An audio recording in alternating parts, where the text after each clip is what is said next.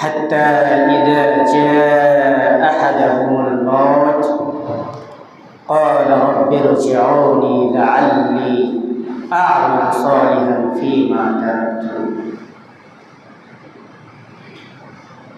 وقال النبي صلى الله عليه وسلم عن رسول الله صلى الله عليه وسلم أنه قال لجبريل ما لي لا أرى ميكائيل ضاحكا قط قال ما ضحك ميكائيل منذ خلقت النار.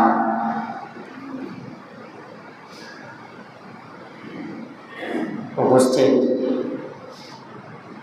মুসাল্লিয়ান ইকরাম, প্রশংসা আল্লাহর, শান্তি অবতীর্ণ হোক নবী মুহাম্মদুর রাসূলুল্লাহ সাল্লাল্লাহু আলাইহি ওয়াসাল্লামের উপর। আল্লাহুম্মা আমিন। আল্লাহুম্মা সাল্লি আলাইহি ওয়া বারিক আলাইহি।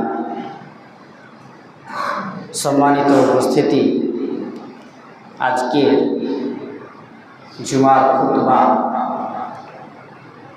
যে বিষয় নিয়ে আলোচনা হবে সেটা হবে যৌবনের নেশা এবং মৃত্যুর প্রতি অবহেলা। বাস্তবে যৌবন এক অদ্ভুত আল্লাহর দেওয়া নিয়ামত।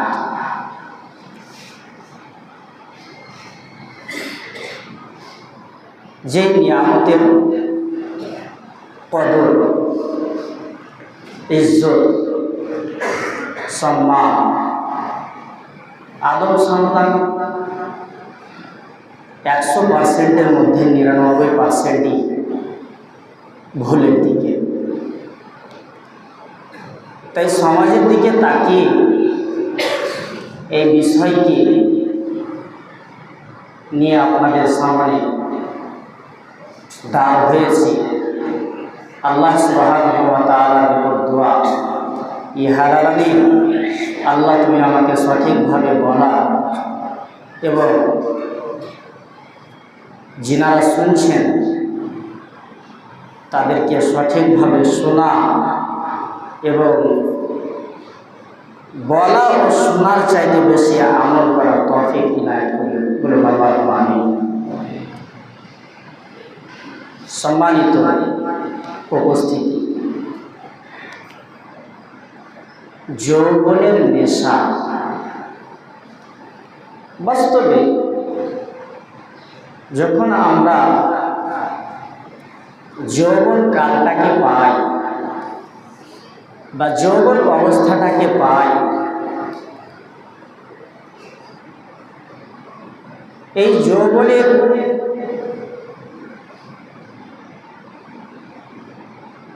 ইচ্ছা থাকে, এই যৌবনের একটা মন থাকে, সেটা ভালো দিকেও হতে পারে আবার খারাপ দিকেও হতে পারে। যেমন ভালো দিকগুলি কোন দিকে? আল্লাহর ইবাদত করা, সঠিক টাইমে নামাজ পড়া, কোরআন মাজিদ পড়তে শেখা এবং কোরআন মাজিদের বেশি বেশি করে তিলাওয়াত করা, দান খয়রাত করা, আল্লাহর পথে দাওয়াত দেওয়া, মানুষকে ডাকা ইত্যাদি ইত্যাদি। এই কাজগুলি হতে পারে ভালো দিক। আবার এই যৌবন পেয়ে মন্দের দিকগুলি, খারাপের দিকগুলি, যেমন প্রেমে পড়া, যেমন নামাজ থেকে দূরে থাকা, যেমন সময়কে নষ্ট করা, যেমন মোবাইলের প্রতি আসক্তি হওয়া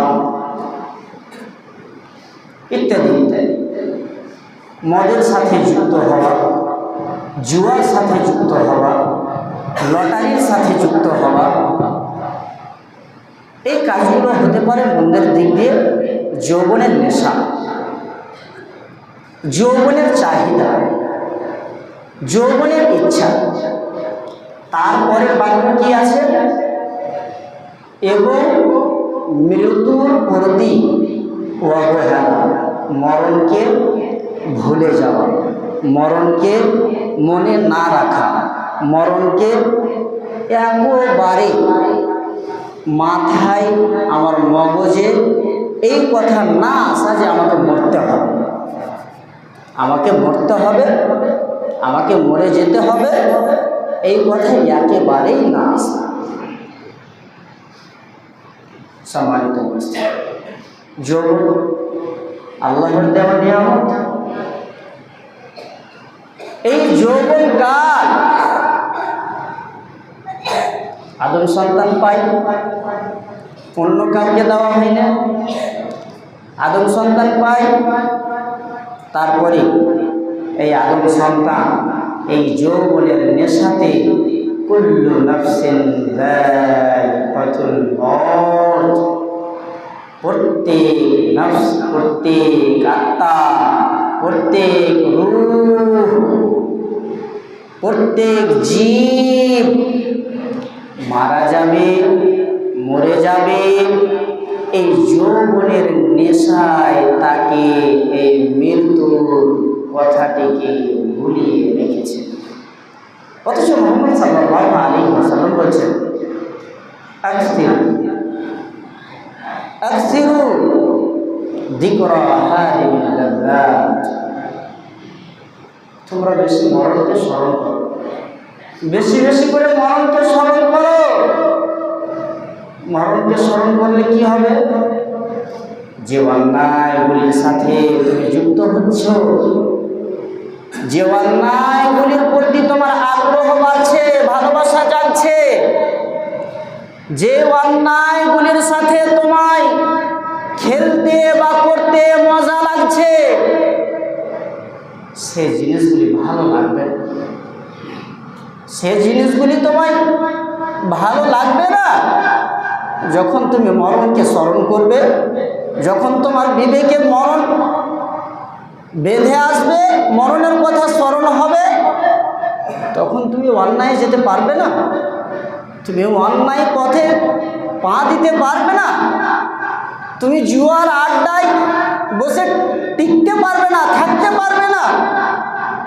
তুমি লটারি নিতে গিয়েও তুমি হাত বাড়াবে লটারি নেওয়ার জন্য, অথচ যখন তোমার বিবেকে এই কথা বেঁধে আসবে, আমি তো মরে যাব, আমি তো একদিন মারা যাব, এই মারা যাব, মরে যাব শব্দটাই তোমাকে ওই লটারির কাছ থেকে হাতটাকে ফিরিয়ে দেবে।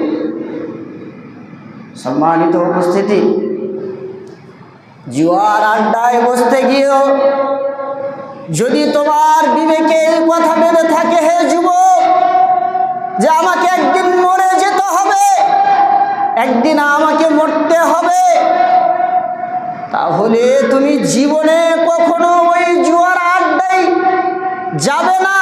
বা যদি চলেও যাও, বসতে গিয়ে যদি তোমার স্মরণে আসে যে আমাকে মরে যেতে হবে, আমাকে মরতে হবে, তাহলে তুমি ওই জুয়ার আড্ডা থেকে তাড়াতাড়ি করে উঠে তওবা করবে, ফিরে চলে আসবে।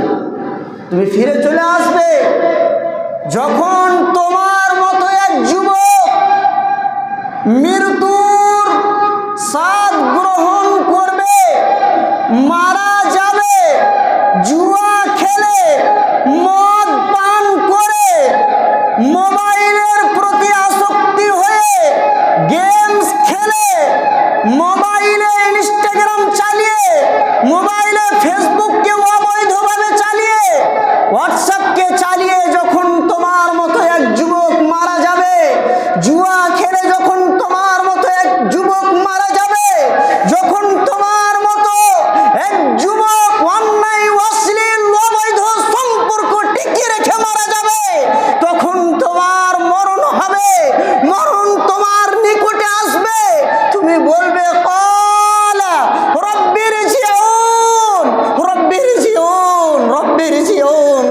রাজিউন। আল্লাহ তুমি আমাকে ফেরত পাঠাও, আল্লাহ তুমি আমাকে ফেরত পাঠাও, আল্লাহ তুমি আমাকে ফেরত পাঠাও। লাআল্লি আমালু সালিহান ফীমা, আমি যেই নেক কাজগুলিকে ছেড়ে এসেছি, আমি যেই ভালো কাজগুলিকে ছেড়ে এসেছি, আল্লাহ সে কাজগুলি করার একটু টাইম দাও, একটু সময় দাও, একটু সময় দাও, একটু টাইম দাও। যুবক, তোমার এই ভাষা, তোমার এই ভাষা, তোমার এই কথা তোমার রবের সামনে তুমি তোমার রবকে বলবে যখন তোমার ওপরে মওত এসে বসবে, যখন মরণ তোমার ওপরে এসে দাঁড়াবে, তখন তুমি তোমার রবকে বলবে, তোমার আল্লাহকে বলবে, আল্লাহ তুমি আমাকে ফেরত পাঠাও, আমি যে নেক কাজগুলি করিনি। আমি দুনিয়ায় 60 বছর জীবন পেয়েছিলাম, 40 বছর জীবন পেয়েছিলাম, আল্লাহ তুমি আমাকে যৌবন দিয়েছিলে, আমি শক্তিশালী ছিলাম, ওই যৌবন অবস্থায় আমি খুব কঠোর ছিলাম, স্ট্রং ছিলাম, আল্লাহ সেই ভালো অবস্থাটাকে আমি অন্যায় অতিবাহিত করেছি, আল্লাহ তুমি আমাকে ফেরত পাঠাও, আমি তোমার জন্য ভালো কাজ করে আসি, ভালো কাজ করে আসি, নেক কাজ করে আসি। আল্লাহ বলবেন না। অন্য কোনো জায়গায়, অন্য কোনো সূরার আয়াত আল্লাহ সুবহানাহু ওয়া তাআলা বলছেন, ওয়ালা ইউআখিরুল্লাহু নাফসান ইযা জাআ আজালুহা, कोई मुआखर नहीं, कोई ताखिर नहीं। আল্লাহ সুবহানাহু ওয়া তাআলা বলবেন, তোমার জন্য আর কোনো মোহলত নেই, আর কোনো সময় নেই। ফামা আসবারহুম আলান নার, তোমাকে জাহান্নামে নিক্ষেপ করা হবে, জাহান্নামে নিক্ষেপ করা হবে। তুমি জাহান্নামের নামই শুনেছো, জাহান্নামের নামই শুনেছো, জাহান্নামের আগুন একটু তোমাকে ভাবাই, তুমি ভেবে দেখো, এক্ষুনি তুমি দুনিয়ার আগুনে একটু হাত দাও, হাত দিয়ে নিজেকে ট্রাই করো, নিজেকে বুঝো কতটা কষ্ট হয়, কতটা কষ্ট হয়। বা আমার ছেলে, আপনার ছেলে কোনো জায়গায় আগুন জ্বলছে, ওই জায়গায় যদি চলে যায়, কত তাড়াতাড়ি তাদেরকে আমরা ফেরত নিয়ে আসি। বাবা ওখানে আগুন আছে, তোমায় যেতে হবে না, বাবা তোমায় ওখানে আগুন আছে, তোমায় যেতে হবে না, এই বলে ছেলেকে আমরা ফিরিয়ে নিয়ে আসি। বা নিজেরাও হাত দিতে ভয় পায়, কষ্ট হয়, যদি ঠেকেও যায় কষ্ট হয়, হয় না? কষ্ট হয়। এই দুনিয়ার আগুন 70 গুণ যার তাপ, সেই 70 গুণের মধ্যে একটি তাপ আপনার কাছে, আপনার দুনিয়াতে, আর এর চাইতে 69 গুণ তাপ জাহান্নাম। তা জাহান্নামের আগুনের তাপমাত্রা এই দুনিয়ার আগুনের মতো হবে? কি মনে করেন? চলেন, আল্লাহ সুবহানাহু ওয়া তাআলা সূরা হুমাযাতে বলছেন, কি বলছেন? নারুল্লাহিল মুকাদা আল্লাতী তাত্তালিউ আলাল আফইদা। কি করে সহ্য করবে এই অন্তর, এই হৃদয়, যেই হৃদয় বাবার কষ্ট দেখতে পারে না, যেই হৃদয় অল্প ছোট খাটো কষ্ট দেখতে পারে না, সহ্য করতে পারে না, যেই অন্তর বেটার কষ্ট সহ্য করতে পারে না, যেই অন্তর কোনো পাড়া প্রতিবেশীর কষ্ট সহ্য করতে পারে না, যেই অন্তর আগুনে হাত দিলে সহ্য করতে পারে না, যেই অন্তর আগুনের কাছে গেলে ভয় পায়, সেই আগুন আল্লাতী তাত্তালিউ আলাল আফইদা হৃদয়ে লাগবে। আল্লাহু আকবার। হৃদয় কি করে সহ্য করবে? হৃদয় কি করে সহ্য করবে? হৃদয় কি কি করে সহ্য করবে? এই আগুন কি করে সহ্য করবে জাহান্নামের আগুনকে? হাসান বাসারী রাহিমাহুল্লাহ, হাসান বাসারী রাহিমাহুল্লাহ তিনি বলছেন, ওয়াল্লাহি মা লাহুম আলাইনা সবরুন। এই অন্তর কি করে ওই আগুনের প্রতি ধৈর্য ধরবে? এই অন্তর ওই আগুনের প্রতি কি করে ধৈর্য ধরবে? যেই দিকে শুধু আগুন আর আগুন, চারিদিকে শুধু আগুন আর আগুন, পশ্চিম পূর্ব উত্তর দক্ষিণ সব দিকেই শুধু আগুন আর আগুন। সেই আগুনকে এই অন্তর কি করে সহ্য করবে? এই অন্তর কি করে আগুনকে সহ্য করবে? যুবক, তুমি এখন পর্যন্ত এই যৌবনের নেশায় পড়ে আছো। তোমার যৌবন তোমাকে মদের দিকে নিয়ে যায়, তোমার যৌবন আল্লাহর ইবাদত থেকে গাফিল করে, তোমার যৌবন মসজিদ আসা থেকে বাধা দেয়, তোমার যৌবন গেমসে লিপ্ত রাখে, তোমার জীবন তোমার মোবাইলে তোমাকে আসক্তি করে রাখে, মোবাইলের প্রতি আগ্রহী করে রাখে, মোবাইলের ভালোবাসায় তুমি দুনিয়ার ভালোবাসায় দুনিয়ার মোহে পড়ে এই দুনিয়ার চাকচিক্য, এই দুনিয়ার সাদা লাল সবুজ দেখে তুমি আজকে তোমার রবকে ভুলেছো।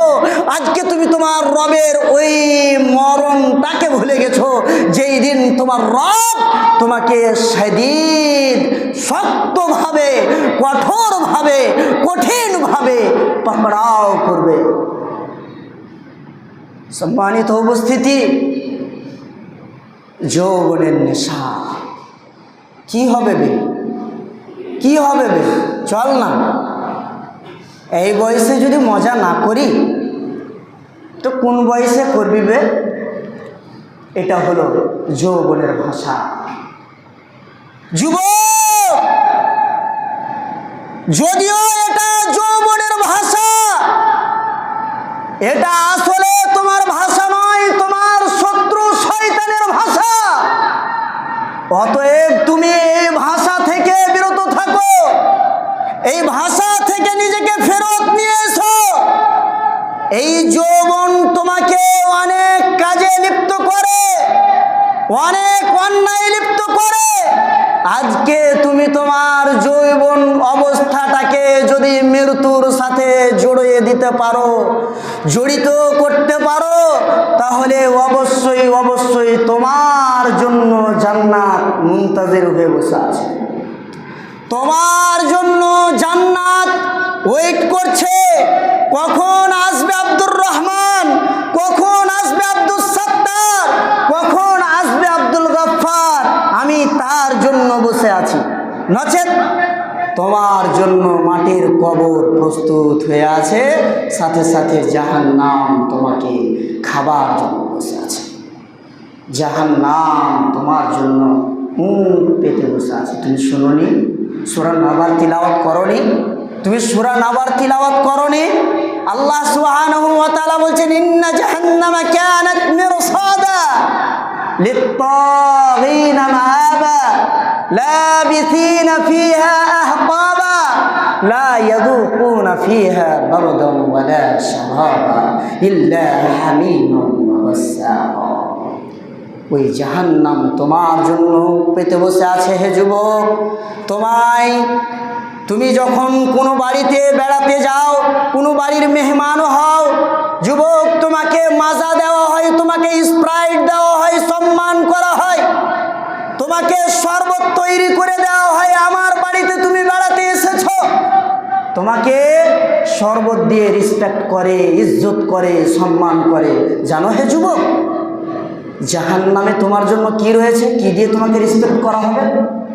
ও যুবক, তুমি জানো জাহান্নামে তোমার জন্য কি এমন জিনিস রাখা হয়েছে যা দিয়ে তোমাকে মেজবান রূপে তুলে নেবে, মেজবান রূপে জায়গা দিবে?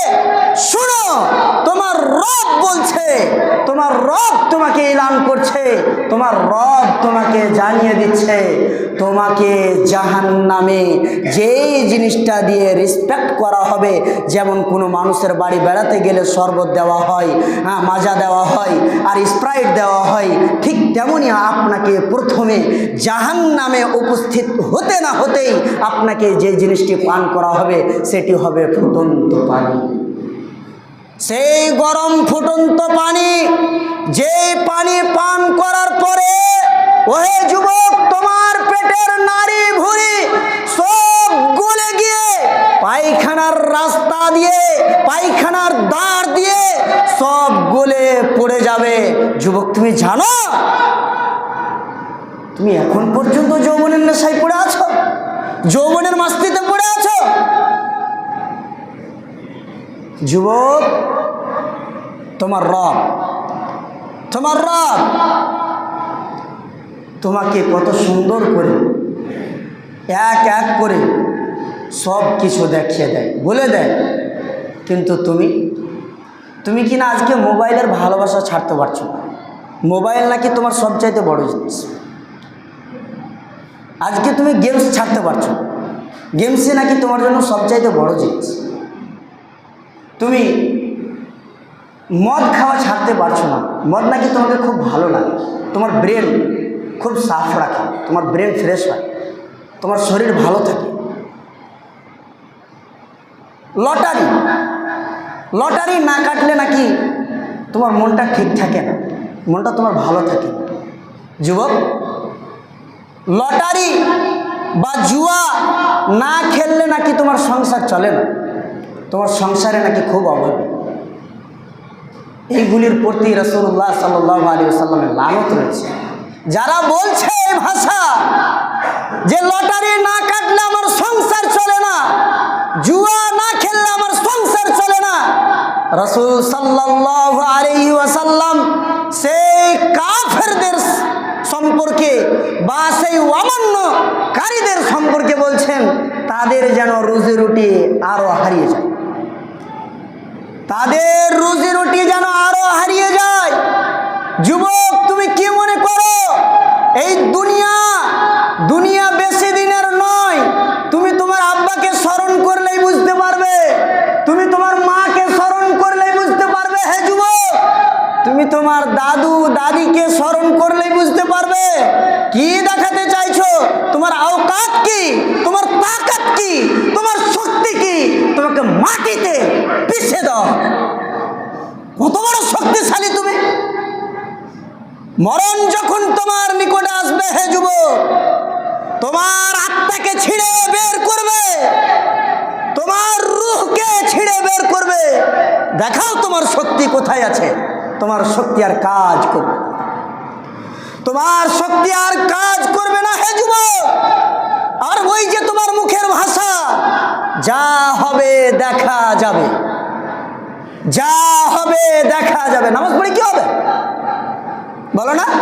তোমার মুখের ভাষায় নামাজ পড়ে কি হবে, রোজা রেখে কি হবে, এটা তোমার মুখের ভাষা। এই যৌবনের নেশা তোমাকে বলা করে। তুমি জানো কি হবে? তুমি যদি এই নামাজের সাথে যুক্ত না থাকো,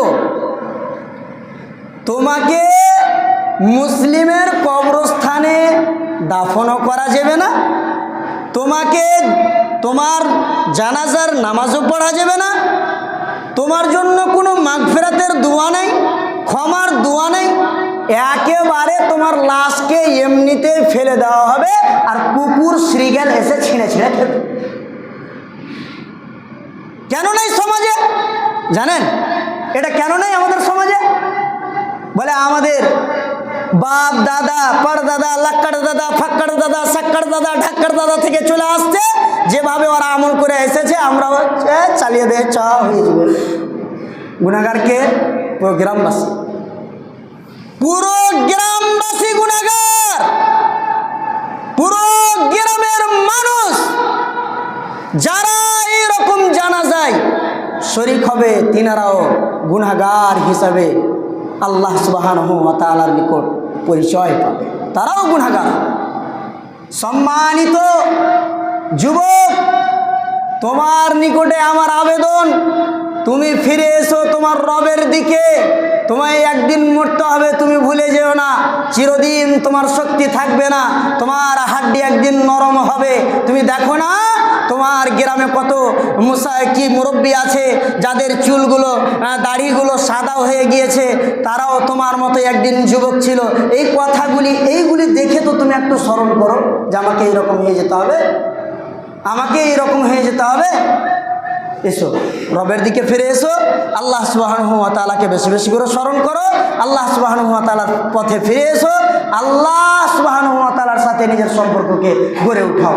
ঘটনা ছিল যে ঘটনাগুলি আরও আমি উদাহরণস্বরূপ আপনাদের দেখাতাম, যে তুমি যুবক আর নবী সাল্লাল্লাহু আলাইহি ওয়াসাল্লামের যুগের সাহাবীরা যুবক, 18 বছরের যুবক, 10 বছরের যুবক, তারা কি করেছিল, তারা কেমন আমল করেছিল। ইনশাআল্লাহ আল্লাহ রাব্বুল আলামিন যদি আমাকে হায়াতে রাখেন, ইনশাআল্লাহ আগামী জুমাতে আবার এই বিষয়কে নিয়ে আমি তুলে ধরবো ইনশাআল্লাহ। আল্লাহ সুবহানাহু ওয়া তাআলার নিকট দোয়া করি, ইয়া আলামিন, আল্লাহ তুমি আমাদের সকলকে এই বিষয়টিকে সঠিকভাবে বুঝার তৌফিক দান করো এবং বেশি বেশি করে মরণকে স্মরণ করার তৌফিক দান করো। আমিন। তাকাব্বালাল্লাহু ইয়া রাব্বাল আলামিন।